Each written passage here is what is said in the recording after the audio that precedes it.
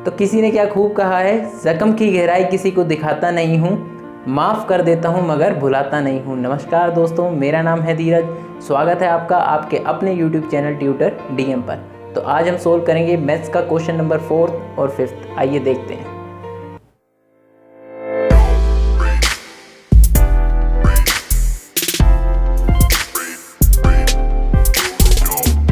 तो question number 4 है हमारे पास, check whether 5 - 2 6 4 and 7 - 2 are the vertices of an isosceles triangle.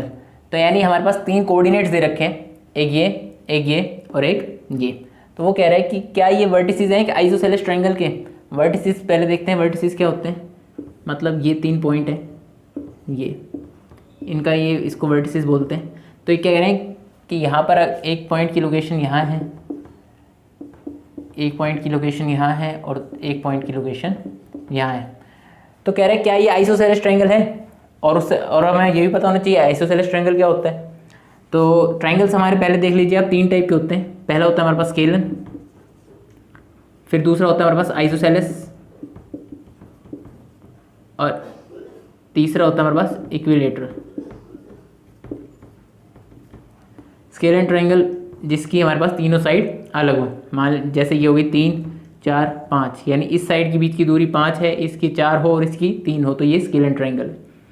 Isosceles triangle वो होता है जिसकी कोई भी 2 साइड सेम हो, जैसे ये 3 की हो गई, ये 3 की हो गई और ये 4 की हो गई। तो आप देखेंगे ये 2 साइड तो सेम हो गई और एक अलग हो गई।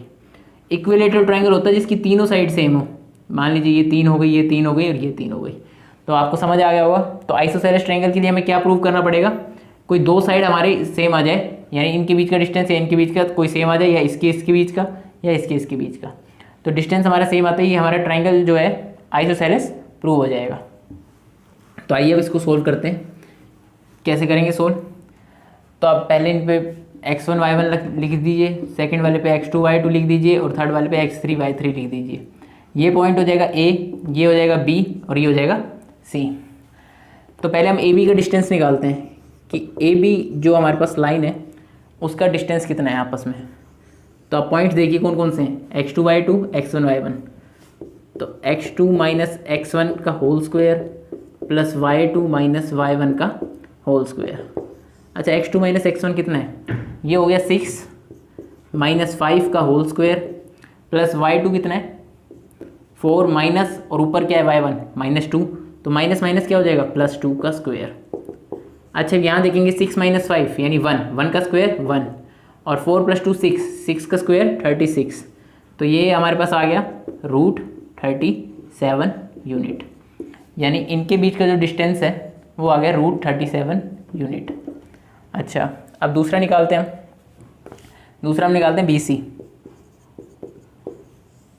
पॉइंट्स कौन कौन से हो जाएंगे इसमें, x2 y2 x3 y3। तो आप लिख दीजिए x3 - x2 का whole square plus y3 - y2 का होल स्क्वायर। अच्छा, अब x3 का क्या वैल्यू है हमारे पास 7 माइनस x2 की हमारे पास वैल्यू है 6 प्लस y3 की वैल्यू हमारे पास है -2 और y2 की है हमारे पास 4, तो ये -4 का स्क्वायर। अच्छा, 7 - 6 यानी 1 का स्क्वायर 1, -2 - 4 यानी -6 और -6 का स्क्वायर 36।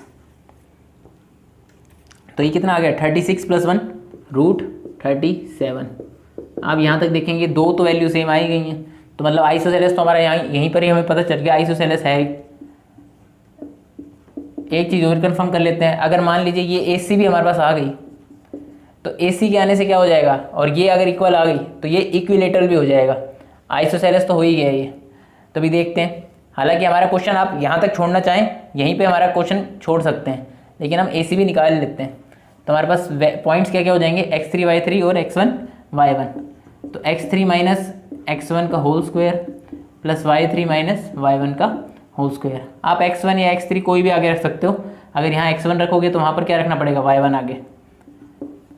तो अब x3 कितना हो जाएगा हमारे पास 7 और वो हो जाएगा हमारे पास x1 - 5 का होल स्क्वायर प्लस y3 कितना हो जाएगा हमारे पास -2 और y1 हमारे पास माइनस में ही है 2, तो ये माइनस माइनस +2 स्क्वायर। अच्छा आप देखेंगे ये -2 और +2 क्या बन गया 0, तो 0 का स्क्वायर 0 ही। 7 - 5 2, 2 का स्क्वायर 4, तो ये आ जाएगा √4 इक्वल्स टू यानी 2 यूनिट। यहाँ तो आ गया 2, तो ऑब्वियस है कि हमारे पास दो साइड सेम आ गई और एक साइड 2 है, तो यानी ये आइसोसेलेस ट्राइंगल है। तो हमारे पास 5th क्वेश्चन है, in a classroom 4 friends are seated at the point A B C and D। तो यानी ये देखिए A B C and D, 4 दोस्त बैठे हुए हैं। Champa and Chameli walk into the class. Champa और चमेली नाम की 2 लड़कियां हैं, वो क्लास में आई, walk into the class and after observing for few minutes, उनने कुछ मिनट तक ऑब्जर्व करा और फिर चंपा आस्क्ड, चंपा ने कहा चमेली से, don't you think ABCD is square, क्या तुम्हें ये नहीं लगता कि ABCD एक स्क्वायर है? तो चमेली ने मना कर दिया, कहती है नहीं। तो using distance formula find which of them is correct. तो हमें ये पता करना है कि कौन सा करेक्ट है उसमें से, मतलब कौन सी करेक्ट है, चंपा सही है या चमेली सही है। चंपा तो कह रही है कि स्क्वायर है और चमेली कह रही है स्क्वायर नहीं है। तो स्क्वायर की प्रॉपर्टीज देख लेते हैं, हमने एक बार एग्जाम्पल में भी देखा था वैसे स्क्वायर की प्रॉपर्टी। तो हमारे पास जैसे ये एक स्क्वायर है, तो यानी इसकी जो चारों साइड्स होंगी वो इक्वल होंगी, यानी ये A है तो ये भी A होएगी, ये भी A होएगी और ये भी A होएगी। तो ये चारों साइड इक्वल होगी हमारे पास और इसके डायगोनल्स आपस में इक्वल होंगे। मान लीजिए इस पूरे डायगोनल की लेंथ होएगी D1 और इसकी हो जाएगी D2। तो जब डायगोनल्स आपस में इक्वल आएँ और सारी साइड्स ऐसे इक्वल आ जाएँ आपस में A, तो उसका मतलब है वो एक स्क्वायर है। आइए अब देखते हैं इसको सोल्व कैसे करना है। तो ये 4 पॉइंट्स हैं हमारे पास, ये नीचे हमारा ग्राफ बना रखा है। पॉइंट्स की लोकेशन देखते हैं क्या क्या आ रही है। तो पहले पॉइंट की लोकेशन देखें तो यहाँ पर है 3 और ये है 4, तो यानी ये हो जाएगा 3 और ये है 4। दूसरे पॉइंट की लोकेशन देखते हैं D की, तो यहाँ पर है x की तरफ है 6 और यहाँ से देखेंगे तो 1 6 1। तीसरे पॉइंट की लोकेशन देखेंगे तो यहाँ पर है हमारे पास, ये हो जाएगी 6 और ये हो जाएगी हमारे पास 7। और फोर्थ पॉइंट की लोकेशन देखता हूँ मैं, तो ये हो जाएगी x पे 9 और y एक्सिस से देखता हूँ तो मैं 4। तो ये 4 हैं हमारे पास। तो इनसे हमें बताना है कि डिस्टेंस फॉर्मूले हैं, लगाएंगे हम इनमें। तो ये देखना है कि ये स्क्वायर बना रहे हैं नहीं बना रहे प्रॉपर। तो इसकी मैं एक बार एक साफ़ इमेज बना देता हूँ ऐसे। तो ये मान लीजिए A है, ये B है, ये C है और ये D है। तो A की लोकेशन जो है हमारे पास वो है 3 और 4, B की लोकेशन है 6 और 7, C की है 9 और 4 और D की जो है हमारे पास 6 और 1। तो अब डिस्टेंस फॉर्मूला निकालेंगे। मैं इसको रब कर देता हूँ ताकि हमारे पास बोर्ड पे कुछ स्पेस बच जाए। तो आइए अब करते हैं इस क्वेश्चन को शुरू। तो पहले A B के बीच में डिस्टेंस निकालते हैं, क्योंकि हमें स्क्वायर प्रूव करने के लिए क्या करना होता है, साइड्स को इक्वल, यानी साइड क्या आनी चाहिए, AB आनी चाहिए BC के इक्वल, BC आनी चाहिए CD के इक्वल और CD आनी चाहिए DA के इक्वल। ये चारों आपस में इक्वल आनी चाहिए। सबसे पहले AB निकालते हैं। अब इसको यहाँ पे पॉइंट्स लगाता हूँ मैं अगर, तो यहाँ x1 y1 लिख लीजिए, x2 y2 लिख लीजिए, x3 y3 लिख लीजिए और x4 y4 लिख लीजिए, y4। अच्छा A B निकालेंगे तो कौन कौन से होंगे, A और B, यानी x1 y1 x2 y2। तो आपको क्या करना है, x2 माइनस x1 का whole square plus y2 minus y1 का होल स्क्वायर। अच्छा अब x2 माइनस x1 का होल स्क्वायर कितना हो जाएगा, यानी 6 माइनस 3। x2 की वैल्यू है हमारे पास 6 और x1 की वैल्यू है हमारे पास 3, इसका स्क्वायर प्लस y2 की हमारे पास कितनी हो जाएगी 7 और y1 की हमारे पास है 4, तो स्क्वायर। तो 6 माइनस 3 यानी 3 का स्क्वायर कितना हो जाएगा 9, 7 माइनस 4 यानी 3 का स्क्वायर फिर आ जाएगा 9। तो 9 प्लस 9 कितना हो जाएगा हमारे पास √18। तो ये आ जाएगा √18 यूनिट। अच्छा मैं अगर BC निकालता हूँ तो BC में हमारे पास पॉइंट देखते हैं कौन कौन से हैं। एक तो हमारे पास ये हो जाएगा x2 y2 और एक हो जाएगा x3 y3। तो हम x3 माइनस x2 का whole square plus y3 minus y2 का होल स्क्वायर। अच्छा x3 क्या है हमारे पास 9, x2 है हमारे पास 6 का स्क्वायर प्लस y3 हमारे पास क्या है 4 और y2 है हमारे पास 7। अच्छा मैं यहाँ देखता हूँ, तो 9 में से 6 गया 3 का स्क्वायर 9, 4 में से 7 गया -3 का स्क्वायर क्या हो जाएगा, वो भी 9। तो 9 + 9 ये आ गया √18 यूनिट। ये भी √18, ये भी √18, यानी अब तक हमने इन दो का निकाला है। तो ये तो आ गया √18 डिस्टेंस, ये भी आ गया हमारे पास √18 यूनिट डिस्टेंस। तो ये दो आ चुके हैं। अब निकालता हूँ मैं CD। पॉइंट्स देखते हैं कौन कौन से हैं, x3y3 और x4y4। तो x4 - x3 का होल स्क्वायर, y4 - y3 का होल स्क्वायर। अच्छा x4 कितना है हमारे पास, 6 - 9 का होल स्क्वायर प्लस y4 कितना है हमारे पास 1 - y3 कितना है हमारे पास 4। तो यहाँ हम देखते हैं तो 6 - 9 कितना हो गया -3 का स्क्वायर 9, और यहाँ 1 - 4 ये हो जाएगा 3 का स्क्वायर वो -3 का स्क्वायर 9। तो हमारे पास यहाँ तक हो गया √18 यूनिट, यानी हमारी जो तीसरी साइड आ गई उसका भी √18 ही आ रहा है। तो अब तक हम स्क्वायर की ओर बढ़ते जा रहे हैं। अब देखते हैं लास्ट, अभी सस्पेंस बाकी है कि लास्ट वाली भी होगी नहीं होगी। तो DA साइड है, तो हमारे पास कौन कौन सी चीज़ें हैं, पॉइंट्स हैं हमारे पास x4 y4 और x1 और y1। तो x4 में से x1 माइनस कर देंगे प्लस y4 में से y1 माइनस कर देंगे स्क्वायर। अच्छा x4 कितना है हमारे पास, x4 है हमारे पास 6 माइनस यहाँ हमारा आ जाएगा 3, x1 की वैल्यू है 3 और y4 की वैल्यू है हमारे पास 1 और उसकी है -4। अच्छा यहाँ देखते हैं अब 6 - 3 का स्क्वायर यानी 9, 1 - 4 -3 का स्क्वायर 9। तो यहाँ से हमें पता चल गया √18 यूनिट, यानी अब तक का तो हमारा काम सही चल रहा है।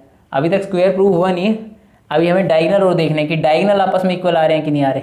साइड्स हमारे पास सारी इक्वल आ गई हैं, √18 और √18।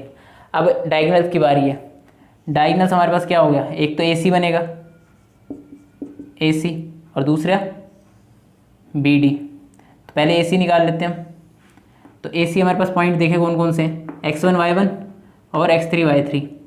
तो आप x3 - x1 का whole square plus y3 - y1 का होल स्क्वायर करें आप इसको। तो x3 कितना है हमारे पास 9, x1 है हमारे पास 3 का स्क्वायर प्लस y3 है हमारे पास 4 और y1 है हमारे पास 4 का स्क्वायर। अच्छा 9 में से 3 गए 6 का स्क्वायर 36 और 4 में से 4 गया 0, तो यानी यहाँ तो 0 हो गया, तो √36 ही बचा खाली। तो 36 + 0 36 ही होता है और √36 क्या होता है 6 यूनिट। तो ये हमारे पास जो AC है वो तो 6 आ गई। अगर BD भी हमारे पास 6 आ जाए तो हमारे पास पूरा एक स्क्वायर ये हमारे से प्रूव हो जाएगा। और कौन सही हो जाएगा, चंपा हमारे यहाँ पर सही हो जाएगी। तो यहाँ पर देखते हैं BD पॉइंट कौन कौन से हमारे पास, एक ये है और एक ये है। तो हमारे पास x2 y2 है और x4 y4। तो x4 माइनस, इसको मैं यहाँ सोल्व कर लेता हूँ, B और D। तो पॉइंट्स देखता हूँ मैं, तो है हमारे पास x4 - x2 का whole square plus y4 - y2 का होल स्क्वायर। अच्छा अब देखते हैं x4 - x2। x4 है हमारे पास 6 -6 का होल स्क्वायर प्लस ये आ गया 1 - 7 का होल स्क्वायर। अच्छा 6 में से 6 गया 0 का स्क्वायर 0, 1 - 7 यानी -6 का स्क्वायर 36।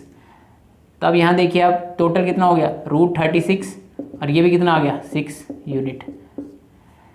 तो हमें दिख रहा है कि हमारे पास AC और ये, तो स्क्वायर प्रूव करने के लिए हमको क्या क्या चाहिए था, पहले सारी साइड इक्वल होनी चाहिए, बिल्कुल है, ये चारों आपस में इक्वल है √18।